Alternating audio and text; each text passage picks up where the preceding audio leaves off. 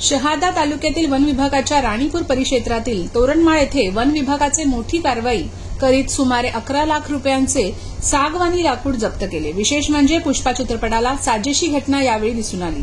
लाकूड तस्करांनी ही संपूर्ण लाकूड जमिनीत पुरून ठेवले होते। कारवाईवेळी चक्क जेसीबीच्या मदतीने हे लाकूड बाहेर काढण्यात आले। या प्रकरणी गुन्हा दाखल झाला आहे। शहादा वन विभागाचे सहाय्यक वनरक्षक संजय साळुंके यांना गुप्त माहिती मिळाली। त्यांनी याची पडताळणीची करण्याचे आदेश राणीपूरचे वनक्षेत्रपाल महेश चव्हाण यांना दिले।